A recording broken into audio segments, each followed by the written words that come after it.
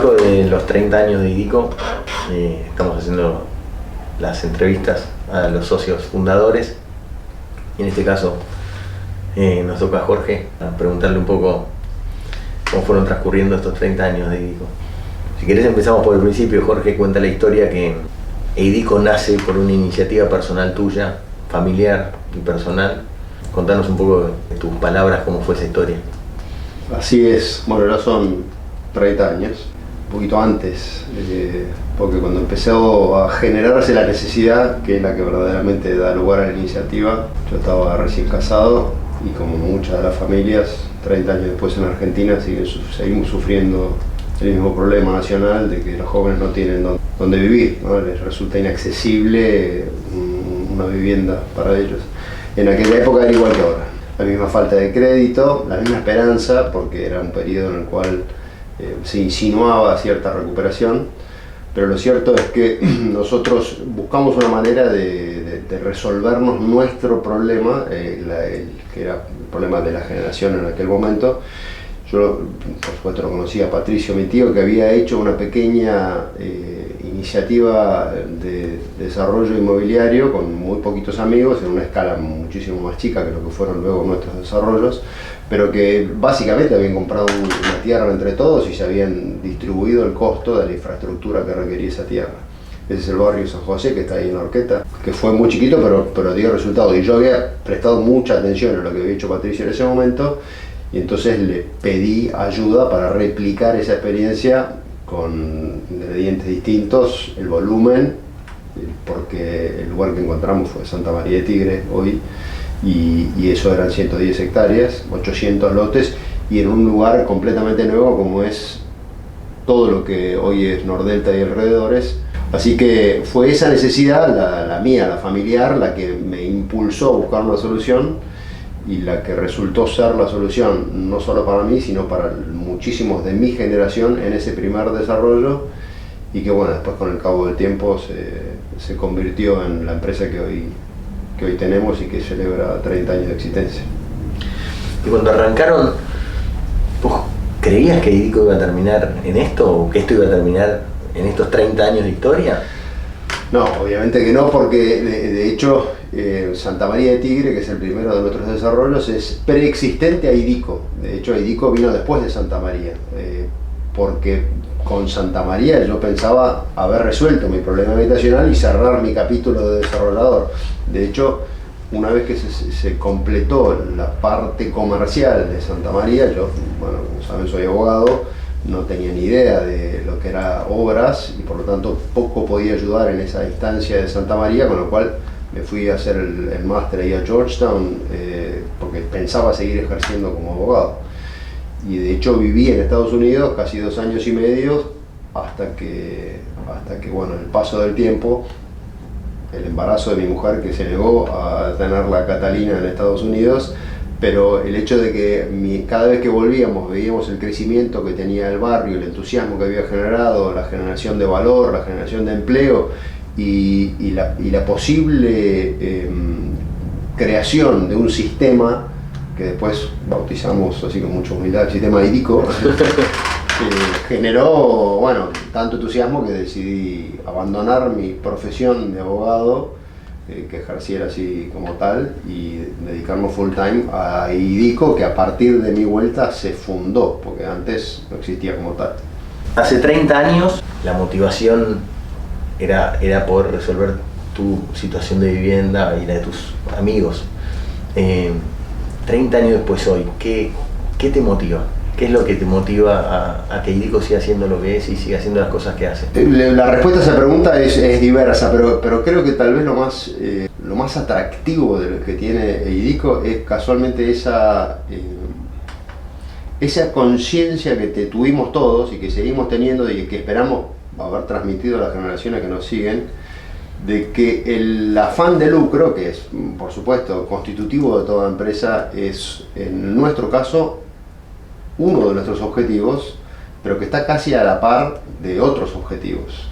La generación de empleo, la solución del problema habitacional a las familias, el hacer las cosas bien, Todos esos han sido nortes que tuvimos junto con la sanísima vocación de ganar plata, pero que es lo que me parece que constituye la razón de ser del ambiente que se vive en la empresa desde que la fundamos, y de que después de tantos años se siga compartiendo esa mirada que es una cosmovisión que va muchísimo más allá de lo que es ganarse el pan cada día, ¿no? La idea es cambiar la realidad, ayudar al que tenemos cerca, tener una incidencia positiva en la sociedad, ser coherentes con nuestra condición de hombres de fe, y que eso se vea en lo que hacemos y cómo lo hacemos.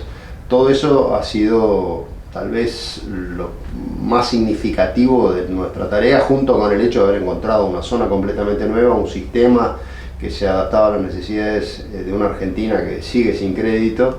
Así que de esa manera cooperativa, porque de hecho es lo que es, no es una cosa que hayamos inventado nosotros, pero es orientar nuestra capacidad de gestión en pos de un objetivo común, previamente identificado para la gente, las más de las veces asociado a esta necesidad habitacional que todas las familias tienen.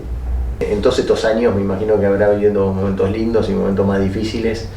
¿Te acordás de algún momento crítico o difícil que se haya pasado en estos 30 años? Sí, obviamente hubo momentos difíciles, los sigue habiendo todo el tiempo. No estaríamos en Argentina si no los hubiera habido.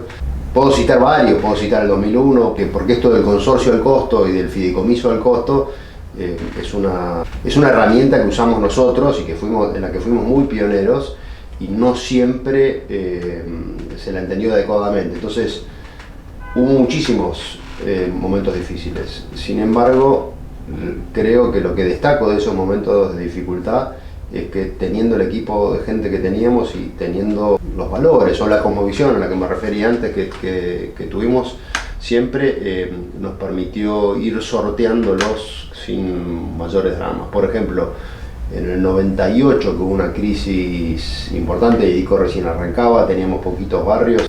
Han y Patricio eran bastante más grandes que yo, tenían la edad que tengo yo ahora, y bueno, llegó un momento en que el negocio no daba para que los tres viviéramos de IDICO. Entonces lo más natural, el más reciclable de todos era yo, que era muchísimo más joven, y con toda naturalidad volví con total naturalidad, sin mayores dramas. Es decir, el hecho de trabajar en un ambiente en donde todos compartamos la misma filosofía te permite estar tranquilo de que los problemas son problemas que tenés hacia afuera, y que hacia adentro siempre tenés comprensión, apoyo y tranquilidad. Eso es lo más saliente de los momentos difíciles que tenemos con IDICO. Pasa lo mismo que en las familias. Tenés un grupo unido, todo lo que viene de afuera es una cosa manejable. En la medida en que esa unidad se pierde, bueno, después todos los problemas son inmanejables. En IDICO siempre hemos tenido un equipo muy cohesionado. Nos mencionaste a Han y a Patricio. ¿Cómo fue trabajar con ellos y especialmente qué hizo que esta hermandad o esta unión que tuvieron a lo largo de estos años haya hecho que lleguemos a donde llegamos, ¿no? O que IDICO llegara a donde llegó? Lo que yo destaco de los dos es que son dos buenos tipos. Entonces, trabajar con dos buenos tipos es una felicidad. Yo a Han no lo conocía, fue una imposición que me puso Patricio, y yo al principio decía, ¿para qué necesitamos este gaucho? Porque no teníamos nada, y antes de haber planeado nada, ya éramos 3 socios, un tercero que hacía lo mismo que yo, que también era abogado. Entonces a mí no me terminaba de cerrar cuál era la razón por la cual Patricio quería estar Han. Obviamente tampoco cuestioné demasiado, porque en ese momento era todo una cuestión más bien abstracta la que teníamos. Pero Han fue el que hizo sobrevivir a IDICO durante 30 años. Era como el aceite del motor que constituimos Patricio y yo. Era el que permitía que todos los engranajes funcionen de una manera adecuada y sin trabarse en ningún momento.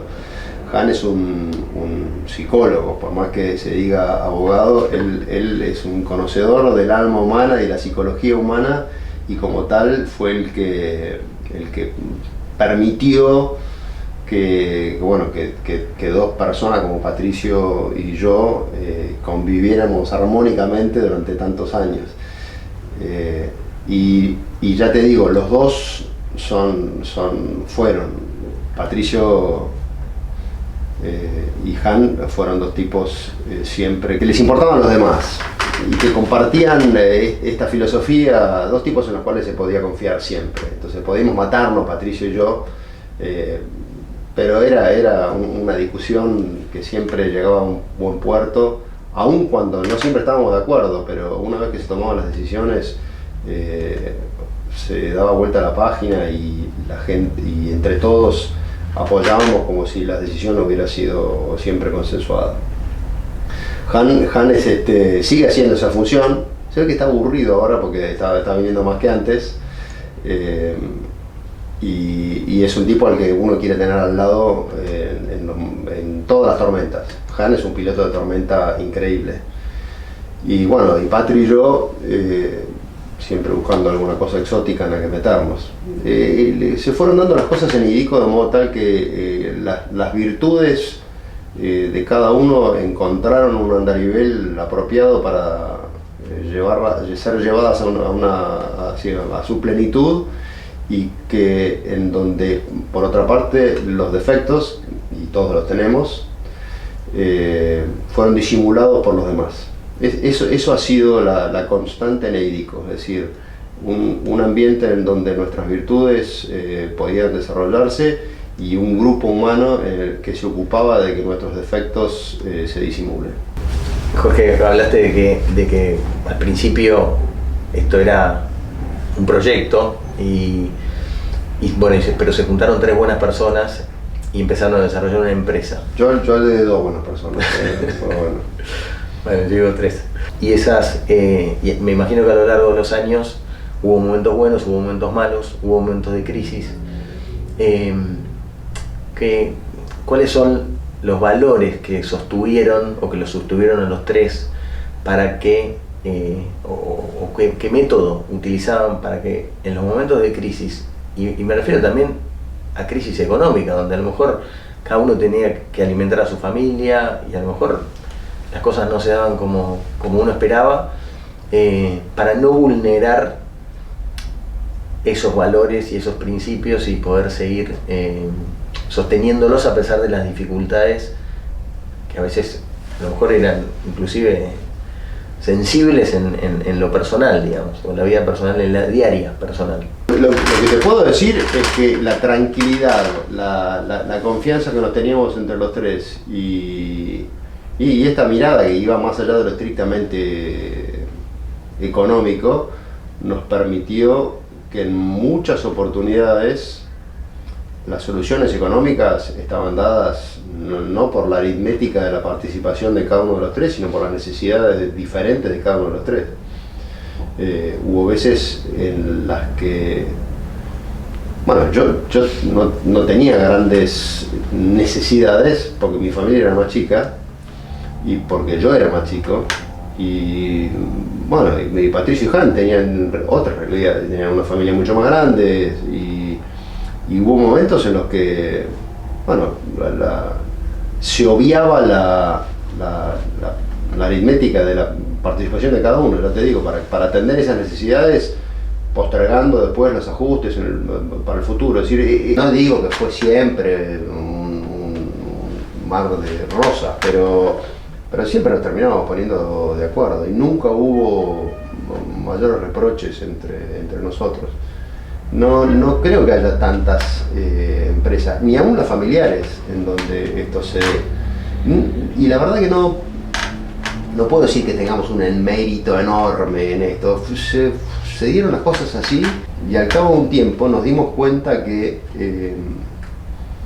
lo que teníamos era medio mágico, con lo cual, ya con conciencia de la necesidad de preservar esta cosa que era bastante única, bueno, decidimos mantener ese espíritu en el tiempo que, bueno, fue avanzando la empresa, y de esa manera, bueno, hoy, 30 años después, miramos para atrás y decimos, wow, qué loco esto, parece que lo hubiéramos armado, pero muchas cosas fueron dándose naturalmente, no es que haya habido una estrategia, no hubo un método, pero sobre la base de ese principio, digamos, a partir del cual se montó todo, de tener buena gente y alineada en los objetivos y los fines, permitió la empresa que tenemos hoy, ¿no? ¿Qué le diría al Jorge actual, ese chico de 20 y pico de años que arrancaba con...? De hecho, no le diría nada, le dejaría repetir. Por supuesto, hay cosas que hubiera hecho diferente en mi vida personal, todos nos arrepentimos de algo, pero nada demasiado relevante. Si yo hubiera sabido qué era lo que íbamos a armar, me hubiera asustado un poco, tal vez. Es decir, el hecho de que yo primero quise resolver mi problema habitacional y después decía, bueno, vamos a seguir con esto mientras funcione y después vamos a... Bueno, eso me permitió no abrumarnos, porque de otra manera me hubiera sentido un poquito preocupado por la dimensión de la responsabilidad que significaba. Hubiera significado tener, no sé, 200 personas a cargo, tanta responsabilidad sobre la gente que participa de una u otra manera como clientes o como proveedores de distintos proyectos nuestros. Pensá que toda la zona esta, o sea, aún mirando exclusivamente lo que es Tigre, la mayoría de las cosas que se ven ahora, infraestructura, calles, nada de todo esto se hizo sin alguna participación, aunque más no sea indirecta, nuestra, ¿no? Al Jorge de hace 30 años trataría de no darle... De no advertirle la dimensión de lo que tenían por delante. Hoy mirando para atrás te asombras, si me hubieran dicho en aquel momento no me lo hubiera creído, porque no nos proponíamos hacer esto realmente. De hecho, la mudanza a este lugar en el que estamos ahora fue todo un shock, porque nosotros seguíamos con ese formato pequeñito de juntarnos a almorzar y que nos dieran el asado que preparaba Catalina, éramos poquita gente, no queríamos... Y de hecho estuvimos postergando la decisión de la mudanza y ya teníamos alquilada cuanta casita había disponible en la zona para ir ubicando los equipos que cada vez eran más grandes. Así que digamos, hoy somos una referencia, la gente confía en nosotros, la gente nos respeta, la gente nos quiere, nuestros proveedores nos quieren.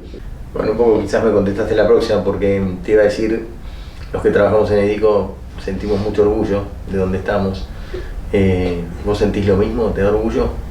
¿O de qué estás orgulloso de todo este proceso? Me genera orgullo el hecho de que le hayamos permitido a la juventud que teníamos cuando empezamos con Edico haber crecido a la par nuestro.